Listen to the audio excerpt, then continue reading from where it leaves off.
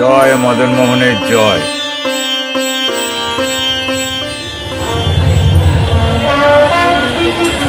এবারে সোজা করা যুদ্ধ করে নাও তোমার কৃত ধর্মের শাস্তি।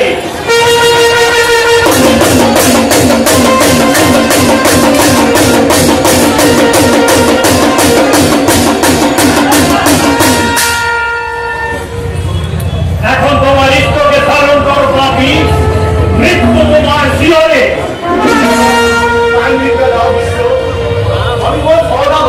না, আপনি হাতি অত্যাচারীকে প্রাণ ভিক্ষা দেব না। সর্বজগকে রক্ষা করা সত্যিই ধর্ম দাদা। যত বড়ই অপরাধী হোক তুমিও প্রাণ ভিক্ষা দাও, কিন্তু অপরাধীকে শাস্তি দেওয়া যে রাজধর্ম মহারাজ। তবু সে গেছে, সে তো আর ফিরবে না সুন্দরী। তার জন্য আমার দাদার ছাত্র ধর্মকে আমি কোনো কারণে কলঙ্কিত করতে পারি না সুন্দরী। বিচিত্র, তুমি আমার ছাত্র ধর্মের চেয়েও কি আর সিদ্ধান্তের প্রাণের মূল্য বেশি নয়?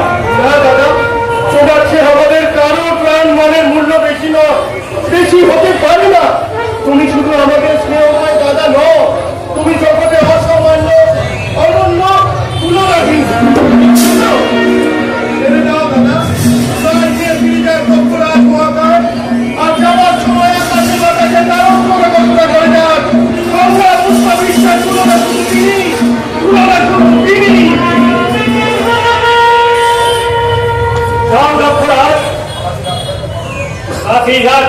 পরাজয়ের প্রতিশোধ নিতে তুমি আমার ভাই সিদ্ধারাঙ্গকে হত্যা করলেও ভাই বিচিত্র বীর্যের অনুরোধে ছাত্র ধর্মের মর্যাদা রাখতে আমি তোমার প্রাণ ভিক্ষা দিলাম। তোমার তুলনা শুধু তুমি না, যাওয়ার সময় তুমি তার ঘরে ঘোষণা করে যাও, জয় ভক্তিরাজ রাজা বিচিত্র বীর্যের জয়। জয় ভক্তিরাজ বিচিত্র বীর্যের জয়, জয় ভক্তিরাজ বিচিত্র বীর্যের জয়। দেখলে কুণ্ডলী, হয় বিচিত্র বীর্য বয়সে নবীন হলে কি হবে, কিন্তু বয়সে নবীন নইলে মাত্র শরণাগত করে নিজের ভাতৃহন্তাকে এভাবে ক্ষমা করতে পারত না। কিন্তু প্রভু, যে কাশীরাজের জন্য দক্ষরাজ মহাকায়ের সঙ্গে শত্রুতা করার পরেই আজ আপনি ভাতৃহারা, সেই কাশীরাজ কিন্তু আপনার উপকারে কোনো তো প্রতিদান দিলে না। কি করে বুঝলে? কিছু পূর্বে সংবাদ পেলাম, কাশীরাজ তার কন্যাদের স্বয়ংবর সভায় ভক্তিরা ছাড়া ভারতের সমস্ত রাজন্যবর্গকে তিনি নিমন্ত্রণ জানিয়েছেন। আমি ভাবতেই পারছি না এই কথা কি সত্য?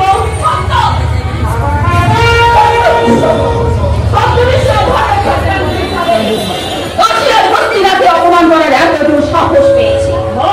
হ্যাঁ, তাই তোমাকে আদেশ দিচ্ছি পুত্র, এই অপমানের চরম প্রতিশোধ নিতে হবে। অধর্মী চক্রান্ত চাল ছিন্ন করে উদ্যত কাশীরাজকে উপযুক্ত শিক্ষা দিতে তার তিনি কন্যা অম্বা অম্বিকা অম্বালিকাকে ছিনিয়ে আনতে হবে।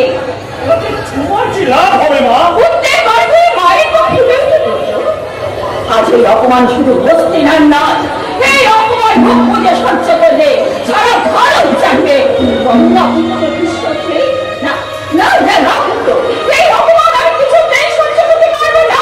মহামতি বিশ্বের অপমান আমরাও সইতে পারবো না জননী।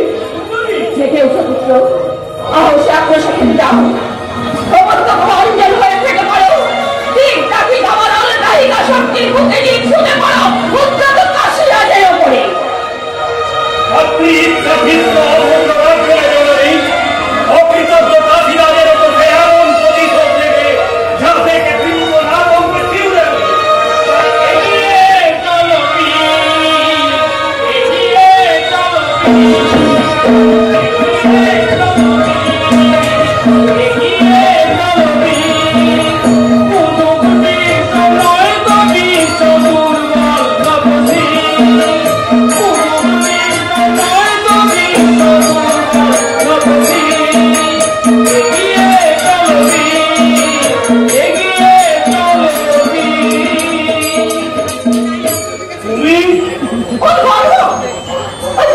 ধর্ম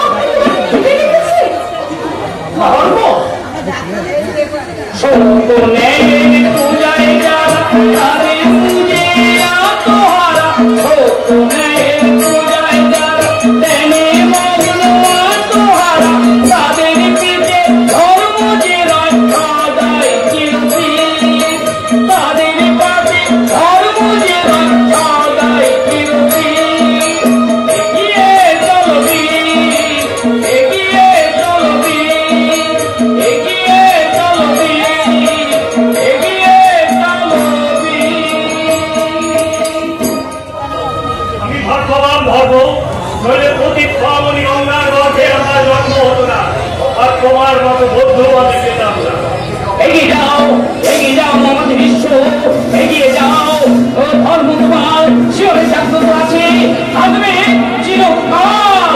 এগিয়ে চলো বীর, এগিয়ে চলো বীর, এগিয়ে চলো বীর, এগিয়ে চলো বীর, এগিয়ে চলো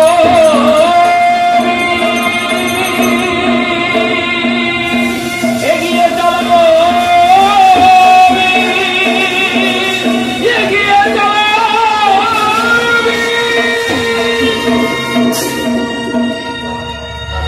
তার সাথে সাথে মৃত সঞ্জীবনী সুজাতে তোমার পায়ে স্নেহা শেষ। আসি মিত্র, আসি। আমি জানি না জানি বিশ্বর মনের সুন্দরতা তুমি পূর্ণ করে দিয়েছ স্নেহের অমৃতা। প্রভু তুমি যাও, কারণ থেকে রথ প্রস্তুত করতে বলো। আমি এখনই কাশী রাজ্যে রওনা হব। এখনই বলছি প্রভু, কিন্তু একটা অনুরোধ, আমি হব আপনার সহগামী। সুন্দরী সুন্দরী তার প্রভুকে বিপদ সংকুল দুর্গম পথে একা ছেড়ে দিয়ে নিশ্চিন্তে থাকতে পারবে না প্রভু, নিশ্চিন্তে থাকতে পারবে না। তাই হবে সুন্দরী, তাই হবে। প্রভু হয়ে নয়, বন্ধু হয়েও নয়, রাজ অভিভাবক হয়ে নয়, বন্ধু হয়েই আমি তোমাকে করে নেব সহগামী। কাশিয়া, তোমার জন্য ঘর চিত্রণ করতে হবে, তার সামান্য প্রতিদান আমি তোমার দিতে পারিনি। তাই বিনা নিমন্ত্রণে